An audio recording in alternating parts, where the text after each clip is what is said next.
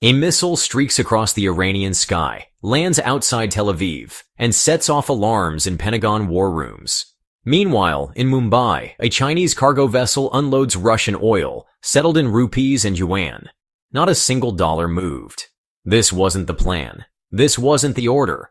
But it's now the new operating system of the world. Ukraine was supposed to be NATO's statement of resolve. Hundreds of billions in arms, surveillance, and training. The expectation, widely circulated through Western think tanks, was that Russia would be isolated, its economy choked, and its military broken. Instead, according to Bloomberg, Russia's GDP is projected to grow faster than every G7 country in 2025.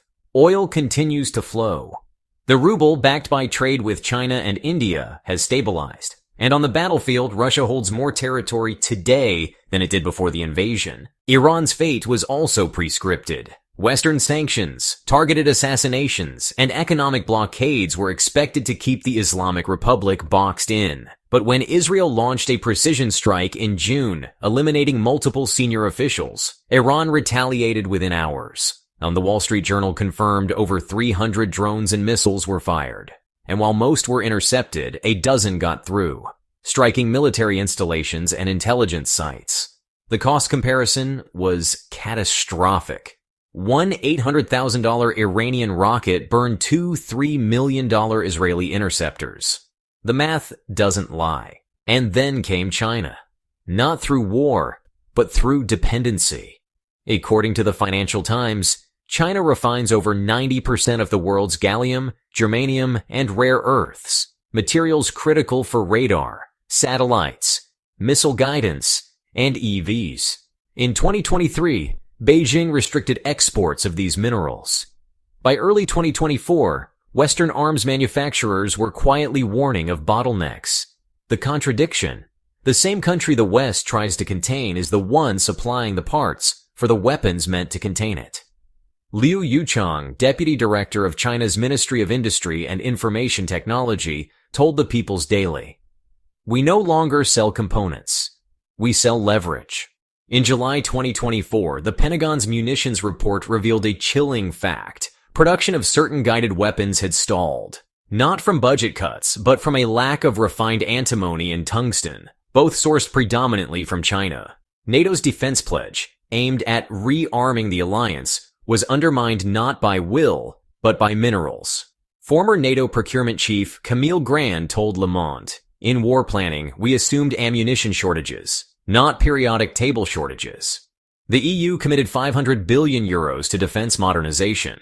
But as Germany's Rheinmetall CEO told Reuters, "We can't meet contracts without inputs." And those inputs come from China. BRICS, often dismissed as an acronym more than a bloc, began expanding. In late 2023, Brazil, Russia, India, China, and South Africa invited Egypt, Ethiopia, Iran, Argentina, and the UAE. Together, they control 44% of global oil reserves and over half of global food production capacity. Cyril Ramaphosa, South African president, said at the 2023 BRICS Plus Summit, "This is no longer a club of ambition. It's a platform of supply." The World Bank reported in the second quarter of 2025 that BRICS Plus economies are outpacing the G7 in both GDP growth and trade volume. This isn't hypothetical. This is measurable. In April, Brazil and China settled 85% of their trade in yuan and reais. India now settles Russian oil deals in rupees. The SWIFT system, long the Western monopoly on global banking, faces pressure from Beijing's CIPS system and Moscow's SPFS.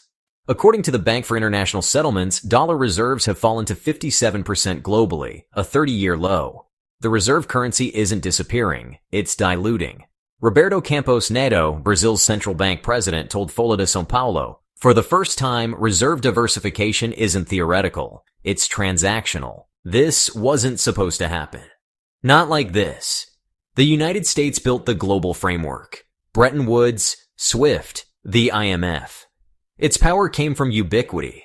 But ubiquity only works if others can't opt out. Now, they can. Even multinational corporations are adapting. Apple accepted Yuan payments for component purchases in Shenzhen. Tesla partnered with BRICS-backed lithium suppliers in Bolivia and Zimbabwe. According to the Wall Street Journal, nearly 60% of Fortune 500 companies now conduct some transactions outside the dollar. Decoupling may be the policy, but recoupling with BRICS is the reality. An Indian trade official told The Hindu, "We don't decouple, we dual track." That's how modern empires survive. India plays both sides with surgical precision. It participates in quad naval drills with the United States, while increasing oil imports from Russia and investing in Iran's Chabahar port, a move sanctioned by Washington. India's Ministry of Commerce reported a 220% increase in bilateral trade with Russia in 2024. Strategic ambiguity isn't a failure of diplomacy, it's a mastery of it. Africa's pivot is subtler, but no less decisive. Nigeria secured a $15 billion infrastructure package from China's Exim Bank. Egypt, a new BRICS member, transitioned 20% of its defense procurement to joint projects with Russia and China. Kenya, meanwhile, shifted GPS military targeting from US-based systems to China's Beidou. The West talks of shared values. BRICS offers roads, chips, and energy, without strings. Kipchumba Murkomen, Kenya's infrastructure minister, told Business Daily Africa, "We are not rejecting the West. We're just rejecting delays." In Europe, the split is no longer theoretical. France signed LNG contracts with Qatar, settled in Yuan. Hungary accepted Chinese investment for a new battery megafactory. According to Eurostat, China overtook the US as Europe's top trading partner in 2024. On paper, the EU criticizes China's unfair practices. In practice, it signs deals every quarter. Viktor Orban, Hungary's prime minister, told Mondiner Weekly, "We are Europeans, but we'd be fools to ignore who builds our batteries." Semiconductors were supposed to be the choke point. The US imposed export bans targeting Huawei, SMIC, and China's AI chip sector. The result? Digitimes reports that Zhending Technology posted a 30% year-over-year surge in its substrate division. Their strategy? China for China. Build locally, sell locally, insulate from sanctions. Sunji, CTO of Zhending Tech, told Caixin Global, "US sanctions made us localize 5 years faster than planned. Thank you." At the same time, Nvidia's H20 chip was banned, but local substitutes surged in demand. CEO Jensen Huang called the export ban a strategic backfire. Taiwan's Unimicron, once dominant in substrate manufacturing, reported declining utilization at its mainland facilities. Meanwhile, Chinese competitors filled the gap, and now threaten to surpass Taiwanese firms in volume by 2026. Containment assumed China needed Western intellectual property, but the sanctions triggered a domestic tech rally. China didn't pause, it accelerated. Currency fragmentation is no longer a forecast, it's operational. The Shanghai Energy Exchange now settles oil contracts in Yuan. Russian firms are testing gold-backed digital rubles. The UAE and India finalized a deal to settle oil in dirhams and rupees. Bloomberg reported that by May 2025, 22% of all global oil contracts were settled in non-dollar currencies. That figure was just 6% 3 years ago. A UAE energy official told Al Arabiya, "If our barrels go east, why should our billing go west?" Even soft power is shifting. According to QS World Rankings, Tsinghua and Peking University are now among the top 20 globally.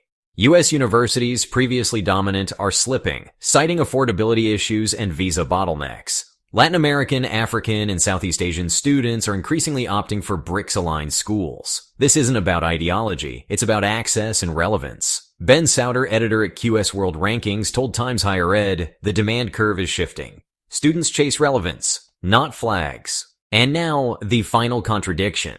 The very system designed by the West, free markets, global trade, technological diffusion, is the engine of BRICS' rise. The dollar system incentivized scale. Now that scale lives in BRICS economies. Export controls designed to freeze rivals have instead birthed domestic ecosystems. Michael Pettis, economist at Peking University, noted, "You can't contain a country by forcing it to grow its own economy. And the compliance that once kept nations in line is now optional. You don't control the system when you're the only one obeying it." Iran launches a missile. China clears an oil contract in Yuan. Russia ships fertilizer to Brazil without SWIFT. Each act is separate. Together, they form a pattern. What we're seeing is not defiance. It's departure, not a collapse. A replacement. The old order wasn't overthrown. It was outgrown. This isn't a BRICS victory parade. These countries face internal crises, poverty, censorship, inequality, corruption. But they no longer need Western validation to act. And in a world where alternatives exist, monopoly is impossible. The West hasn't lost control. But control is no longer presumed. H.R. McMaster, former U.S. National Security Advisor, said at a CSIS panel in 2025, "Influence without exclusivity is the new frontier of power." So we end where we began. A missile lands in Tel Aviv. A cargo ship docks in Mumbai. A transaction clears in Shanghai. Not one required Washington's approval. Not one was reversed. That's not defiance. That's the new normal. We're glad you're enjoying this video. Please like and subscribe. Check out another video that is now on your screen.